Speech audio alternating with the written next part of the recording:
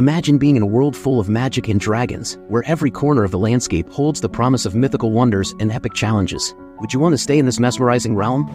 The movie begins on a breathtaking note, perched high in the rugged mountains. Here, we witness a pivotal moment as Master Gregory, a prominent figure in the world of magic, successfully captures Mother Malkin, an immensely powerful witch. The scene is fraught with tension as Mother Malkin, despite her formidable powers, finds herself in captivity, desperately pleads Master Gregory for her release. After years pass, Malkin manages to regain her strength during a blood moon, and she escapes from where she was locked up by turning into a dragon. Meanwhile, in a nearby village, there's a guy named Bradley, who's learning magic from Master Gregory. Bradley goes to find Gregory because a child in the village is sick. Gregory, though, says he doesn't fight supernatural stuff anymore, but their peaceful interaction takes a chaotic turn when an arrogant knight intervenes, demanding Gregory to take action. Gregory initially refuses, but ends up fighting Gregory, who's really good at this, and defeats the knight. Later, Gregory eventually decides to accompany Bradley to the village when they hear the ringing of the bells, a clear indication that their presence is urgently needed. As they arrive in the village, they come across a troubling sight, a little girl who appears to be under the control of something sinister. Gregory steps up to confront the child and is startled when she speaks in a demonic voice. It soon becomes clear that Malkin, the witch from earlier, is the one behind the possession, whose strength has been restored since Gregory's imprisonment. Malkin boldly reveals herself, taunting Gregory with her presence. She attempts to ensnare Bradley with her enchanting beauty, but Bradley manages to resist her and joins forces with his master in an effort to capture her. Malkin turns into a dragon and Bradley grabs onto her as they both attempt to trap her. But then, Malkin tries to run away, and when they almost put her in a cage, she takes Bradley with her. Gregory has to make a tough choice to save his apprentice, but then he burns the cage. But Malkin still has power left and escapes by turning into a dragon. Far away in a quiet village, lives a family of farmers. Tom, the seventh son in the family, dreams of hunting pigs and escaping his dull hometown. His sister, Kate, scolds him for neglecting his chores. Suddenly, Tom experiences a strange vision. Concerned, Kate summons their mother,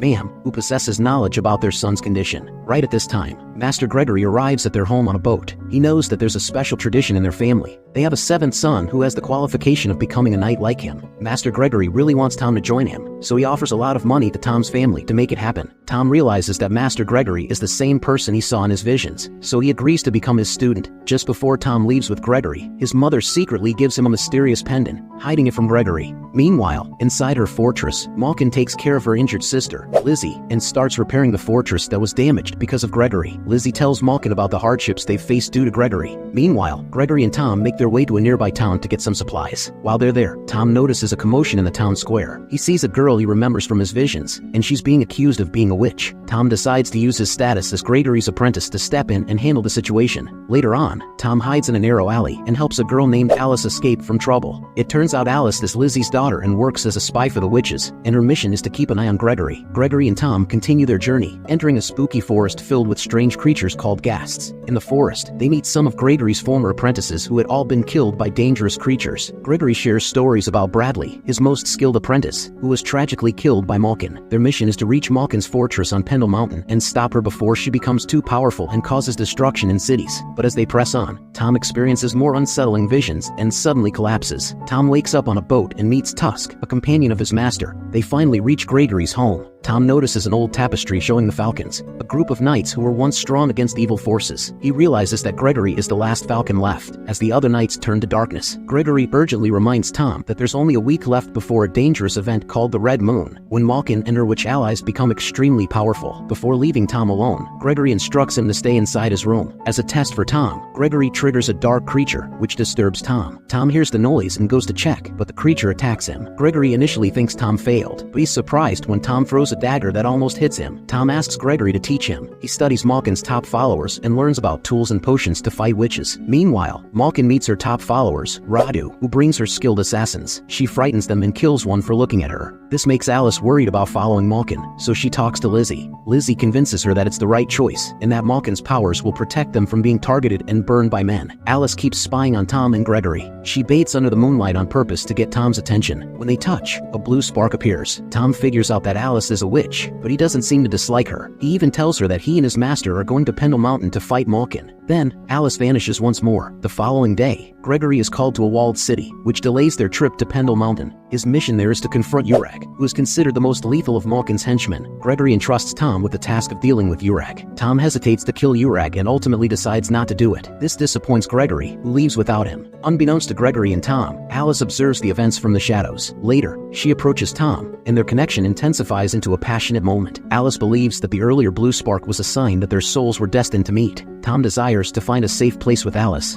but she thinks it's an impossible dream. However, when Tom has visions of Malkin defeating Gregory, he decides to go back to his master and help him. During this time, Gregory opens up to Tom about his past. He confesses that he was once in love with Malkin, but their relationship soured when she discovered he had a wife. In a fit of jealousy, Malkin murdered Gregory's wife. In an act of mercy, Gregory chose not to kill Malkin but instead imprisoned her. However, he now recognizes that this was a grave mistake. Meanwhile, all of Malkin's lieutenants, except for Uger, gather together. Alice informs them that the two spooks, Gregory and Tom, are getting closer to their fortress. To deal with potential threats, they come across a boggart, a giant creature with limited vision. A battle ensues, but Gregory misinterprets the situation, thinking the boggart is afraid of water. This misunderstanding leads to a waterfall encounter, with Tom ultimately defeating the boggart. After the fight, Lizzie confronts Tom, but her sword accidentally strikes his pendant. To her surprise, Lizzie realizes that the pendant belongs to Malkin and quickly retreats. Tom shows the pendant to Gregory, who identifies it as an Umbran stone, a potent witch talisman that enhances their ability to create illusions. This talisman had once amplified Malkin's power, but was stolen by another witch. After the pendant incident, Gregory successfully defeats Malkin. This leads them to suspect that Mam Ward might be a witch who stole the pendant, a revelation that could imply Tom possesses witch-like powers, despite being an apprentice spook. At the same time, Lizzie informs Malkin about Tom's feelings for Alice, having sensed it during their encounter. In response, Malkin instructs Alice to retrieve the pendant from Tom, offering the possibility of sparing his life as a reward. Malkin and her lieutenants launch an attack on a village, driven by a desire for vengeance against the men who executed witches. Coincidentally, Mam Ward is present in the village and chooses to defend it, despite her family's warnings about the impending danger. Malkin quickly identifies a witch who has turned against her and is supporting the villagers. In response, she kills Mam Ward. The journey of Gregory, Tom, and Tusk continues. While Gregory and Tusk briefly leave Tom behind to check on something, Alice emerges and approaches Tom. When Gregory and Tusk return, they capture Alice. Tom, however, believes that not all witches are evil and defends her, ultimately releasing her. Unfortunately, he doesn't realize that Alice has stolen his pendant. The trio then pursues Alice into a forest, where they are met by Malkin's formidable army. A fierce battle unfolds, resulting in Tom and Tusk falling off a cliff, while Gregory is captured and subsequently brought before Malkin. After regaining consciousness from their fall, Tom encounters the spirit of his late mother,